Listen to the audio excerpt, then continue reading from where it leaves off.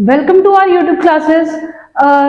जैसे कि हमने कल आपको पढ़ाया था पैलेलिथिक पीरियड के बारे में। पैलेलिथिक पीरियड जो है वो 3 फेजेस में डिवाइडेड था। कौन कौन सा था? Lower palaeolithic, middle palaeolithic and upper palaeolithic. हमने पढ़ा था कि जो पैलेलिथिक पीरियड है वो 5 लाख बीसी से 10,000 बीसी तक का था। और ये भी पढ़ा था कि जो पैलेलिथिक पीरियड है वो प्लिस्टोसीन पीरियड मतलब आइस एज पीरियड से बिलोंग करता है। ठीक है, यहाँ तक हमने पढ़ा था। और ये भी पढ़ा था कि जो पैलेलिथिक पीरियड है वहां पे जो ह्यूमंस है वो क्या करते थे, हंटिंग करते थे और फूड गैदरिंग का काम करते थे। बस उनको कोई नॉलेज नहीं थी कि फायर कैसे जलाते हैं, पोएट्री मेकिंग कैसे करते हैं या एग्रीकल्चर कैसे करते हैं। इन सब की कोई नॉलेज नहीं थी उनको। वो लोग हार्ड रॉक्स का यूज करते थे, रॉक्स का यूज करते थे। और जो रॉक्स, उस जमाने के जो रॉक्स होते थे उनको क्वार्टजाइट बोला जाता था। और जो वहां के पैलेलिथिक मैन को क्वार्टजाइट मैन बोला जाता था। और वो निग्रोटो ट्राइब से, रेस से बिलोंग करते थे। ठीक है, यहाँ तक हमने पढ़ा था। और ये भी पढ़ा था कि जो पैलेलिथिक पीरियड है वो कहाँ से कहाँ तक था, पूरे ऑल ओवर इंडिया में था। बट कौन सी जगह पे नहीं था वो? Alluvial plain of Ganga and Indus. Alluvial plain होता है ना गंगा और इंडस का, वहां पे नहीं था। तो यहां तक हमने पढ़ा था। और ये भी पढ़ा था कि जो लोअर पैलेलिथिक है वो सोन वैली और बैनन वैली में था। और क्या कहते हैं, जो मिडिल पैलेलिथिक है वो नर्मदा वैली, तुंगभद्रा वैली और सोन वैली में था। और अपर पैलेलिथिक के एविडेंस मिले हमें भीमबेटका केव्स में। ठीक है, तो यहां तक हमने पढ़ लिया था। अब हम पढ़ेंगे आज मेसोलिथिक पीरियड के बारे में।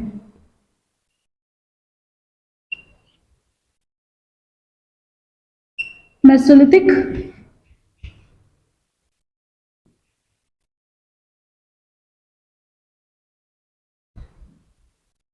पीरियड के बारे में। जो मेसोलिथिक पीरियड है वो 10,000 बीसी से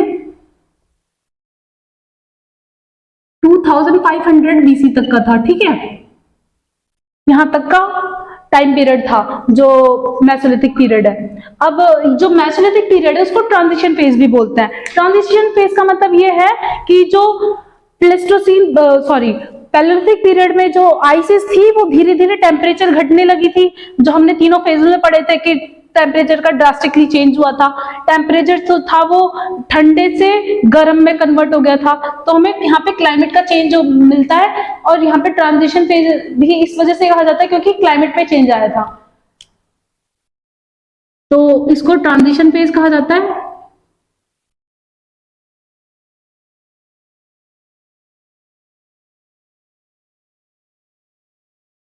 फेज बोलते हैं। चेंजेस कहाँ आए थे? क्लाइमेट में, क्लाइमेट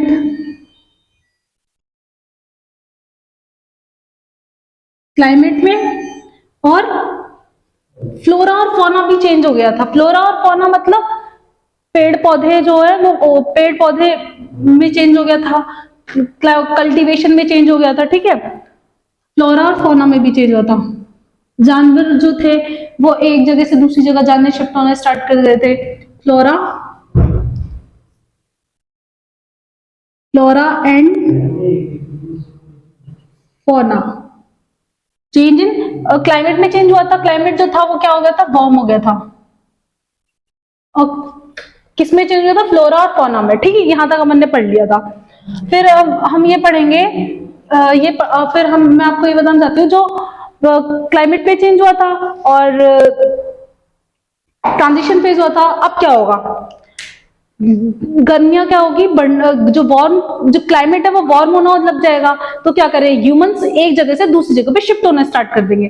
तो जो यहाँ पे फिर जो और किस में चेंज आएगा? Human starting shifting. ह्यूमंस जो है वो शिफ्ट होना स्टार्ट कर देंगे। Human started shifting from one place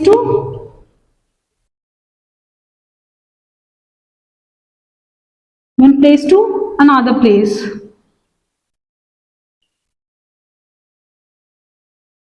ठीक है, किस किस में चेंज आएगा? क्लाइमेट में चेंज आएगा, फ्लोरा फौना में चेंज आएगा, और ह्यूमंस जो है वो एक जगह से दूसरी जगह पे शिफ्ट होना स्टार्ट कर देंगे। इन तीनों चीजों में चेंजेस आएगा। अब यहाँ इन इस जमाने में मेसोलिथिक पीरियड में ह्यूमंस क्या काम करते थे? तो उनका ऑक्यूपेशन होता था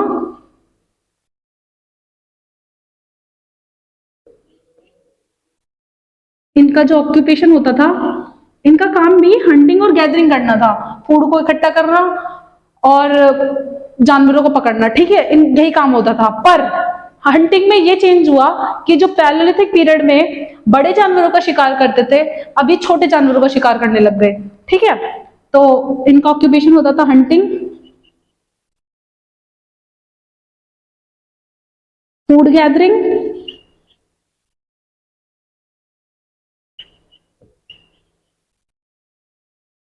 फिशिंग, मछली पालन भी करते थे, मछली का भी शिकार करा करते थे, ठीक है। तो जो हंटिंग में जो चेंज हुआ, हंटिंग में वो पढ़ेंगे बिग से, बड़े से, बिग हंटिंग से, बिग एनिमल हंटिंग से, छोटे एनिमल हंटिंग, स्मॉल एनिमल को हंट करने लगे। पढ़ा कि जो ऑक्यूपेशन होता था उनका क्या काम करते थे, वो हंटिंग, फिशिंग और फूड गैदरिंग का काम करते थे वो। और जो हंटिंग में चेंज हुआ आया कि जो बड़े जानवरों से वो छोटे जानवरों का शिकार करने लग गए। तो ऑक्यूपेशन हमने यहाँ तक पढ़ लिया। अब हम पढ़ेंगे कि इन जो लेटर फेज में, मतलब लेटर फेज, यहाँ तक तो आपने अगर, हाँ मैं आपको ये बात और बोलना चाहती हूँ कि नोट्स को जरूर बनाएं।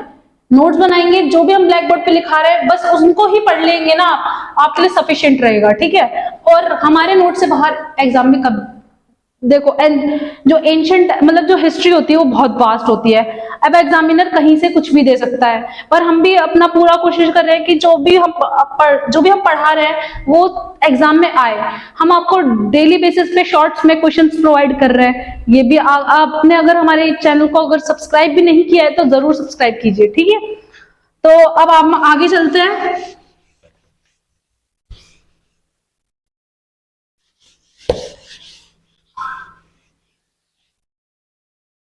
हम आगे चलते हैं। तो जब मेसोलिथिक पीरियड खत्म होने लगी ना, तब उनको पता चला था कि कल्टीवेशन कैसे करता है, मतलब खेती बाड़ी कैसे करता है, और एनिमल का डोमेस्टिकेशन करना स्टार्ट कर दिया था। मतलब वो जानवर को पालने लग गए थे, ठीक है। जानवरों में भी कौन से जानवरों को पालने लगे थे? डॉग और डियर को, मतलब कुत्ता और हिरण को पालने लगे थे। मतलब जो किसका डोमेस्टिकेशन करते थे? जानवरों का, और जानवरों को डोमेस्टिकेशन करते थे, उसमें से भी डॉग और डियर का, ठीक है। तो एट लेटर स्टेज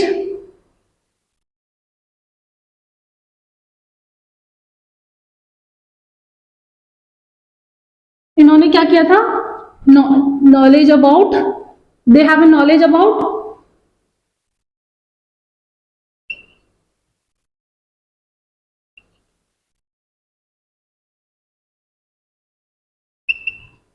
कौन से नॉलेज थे इनको? एनिमल का डोमेस्टिकेशन करना स्टार्ट कर दिया था,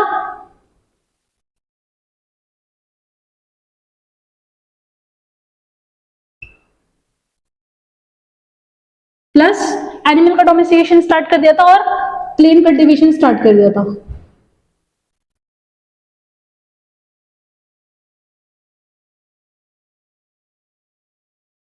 ठीक है, यहां तक हमने पढ़ लिया है ना कि इनको नॉलेज आई थी, एनिमल की डोमेस्टिकेशन करना स्टार्ट कर दिया था और अब प्लेन कल्टीवेशन करना स्टार्ट कर दिया, मतलब खेती बाड़ी करना सीख गए थे ये लोग। हाँ, हमें एनिमल का जो डोमेस्टिकेशन करना स्टार्ट कर दिया था, हमें कैसे पता लगा कि इन्होंने एनिमल का डोमेस्टिकेशन करना स्टार्ट कर दिया था? हमें यहाँ पे एविडेंसेस मिले हैं। कहाँ पे एविडेंसेस मिले इनके? हमें इनके एविडेंसेस मिले, एविडेंस मिले आदमगढ़,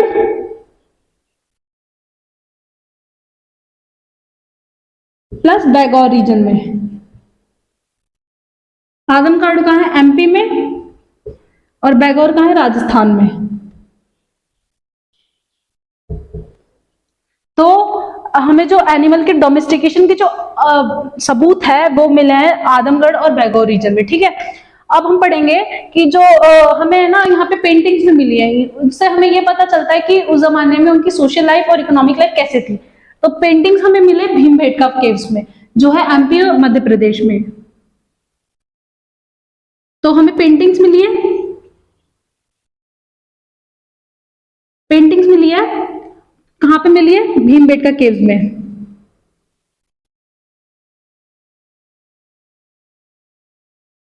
केव्स में मिली है, भोपाल में है, एमपी में। इन पेंटिंग्स का थीम क्या होता था? थीम मतलब इसके कारण क्या थे? वो क्यों, क्या वो दिखाना चाहते थे? वो के जो पेंटिंग्स जो करते थे, वो पेंटिंग कहाँ पे करते थे? वॉल पे करा करते थे।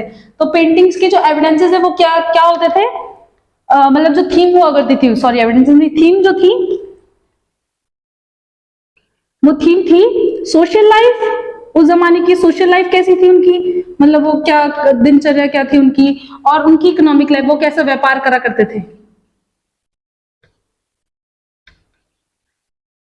तो जो लेटर फेज में उनको पता चला था कि एनिमल का डोमेस्टिकेशन कैसे करना है, खेतीबाड़ी कैसे करनी है, एविडेंसेस मिले थे हमको एनिमल के डोमेस्टिकेशन की आदमगढ़ और बेगोर रीजन में। और जो हाँ, हमें एनिमल्स के बोन्स मिले हैं, एनिमल्स के बोन्स मिला है इन रीजन में।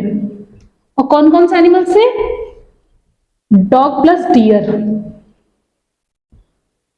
इन दो एनिमल्स का डोमेस्टिकेशन का एविडेंस मिला है, ठीक है, आजमगढ़ और बेगौर रीजन में। और जो मेसोलिथिक पीरियड है उसकी इंपॉर्टेंट साइट, मतलब मेसोलिथिक पीरियड इंडिया के कौन कौन से रीजन में था, ये पढ़ेंगे अब अपन।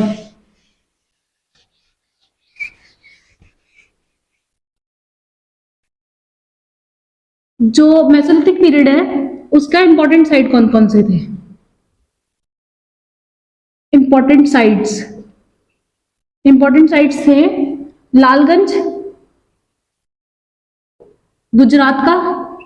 गुजरात रीजन में, Adamgarh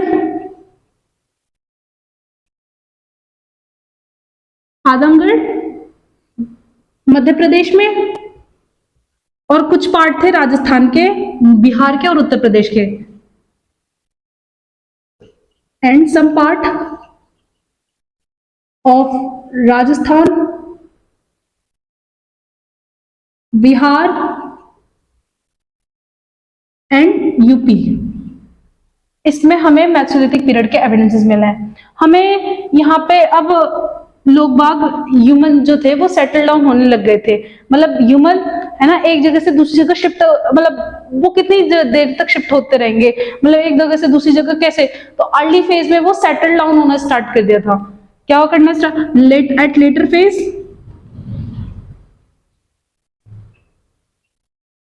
at later stage they starting settling down.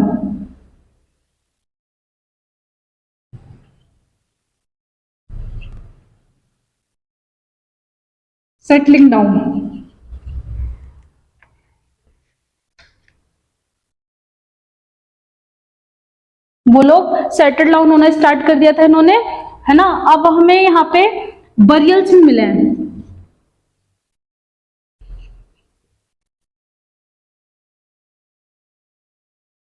Humans की डेड बॉडीज मिली है। बरियल्स मतलब दफना देते हैं ना इंसानों को। पिछले जमाने में पहले जो थे, पहले के लोग क्या करते थे, वो दफना देते थे। पर ये है ना, इंसान नहीं, इंसान के साथ साथ वो लोग माइक्रोलिथ टूल्स को भी दफना देते थे, ठीक है। तो इसमें हमें क्या मिला है? डेड बॉडीज मिली है, डेड पर्सन मिला है, किसके साथ? विथ माइक्रोलिथ टूल्स के साथ।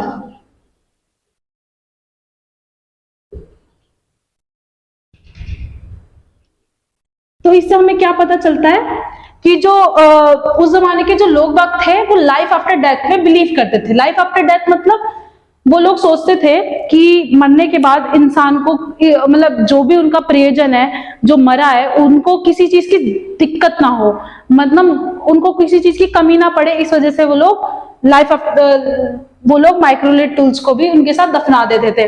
तो हमें डेड बॉडीज के साथ मिला है माइक्रोलिथ टूल्स का, जो हमें पता चला कि माइक्रोलिथ टूल्स का यूज करते थे। हाँ, वो माइक्रोलिथ टूल्स, यहाँ पे मैं एक और पॉइंट बताना भूल गई शायद आपको, कि जो टूल्स जो होता था उनका, इनके जो टूल्स होते थे वो माइक्रोलिथ टूल्स होते थे। इसमें पूछ सकते हैं ना कि कौन से टूल्स का यूज करते थे। पहले अपन ने पढ़ा था कि पैलेलिथिक पीरियड में जो यूज करते थे वो टूल्स, वो जो हार्ड रॉक्स टूल्स यूज करते थे, मतलब वो लोग जो टूल्स थे वो किसके बने होते थे, स्टोन के। तो यहाँ पे माइक्रोलिथ टूल्स यूज करा करते थे, मतलब इनके जो माइक्रोलिथ टूल्स थे वो पॉइंटेड थे, मतलब निकीले पॉइंटेड टूल्स यूज करा करते थे, पॉइंटेड टूल्स जिसकी साइज लेस देन, इनकी जो साइज थी इन टूल्स की, पॉइंट की जो साइज थी, पॉइंट की साइज थी वो less than 5 centimetre.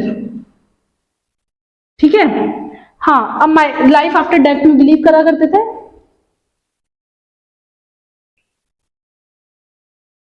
Life after death में believe in life after life after death में बिलीव करते थे वो लोग। लाइफ आफ्टर डेथ में बिलीव करते थे। ठीक है, लाइफ आफ्टर डेथ पे बिलीव करा करते थे। अब हमने पढ़ लिया, अब है ना हम आपको कल पढ़ाएंगे न्यूलिथिक पीरियड के बारे में, और फिर उसके बाद हमारा स्टोनेज खत्म हो जाएगा, फिर उसके बाद मेटल स्टार्ट होगा। अगर आपको हमारी वीडियो थोड़ी सी भी सफिशिएंट लगी हो तो प्लीज चैनल को लाइक और सब्सक्राइब कीजिएगा और शेयर भी कीजिएगा।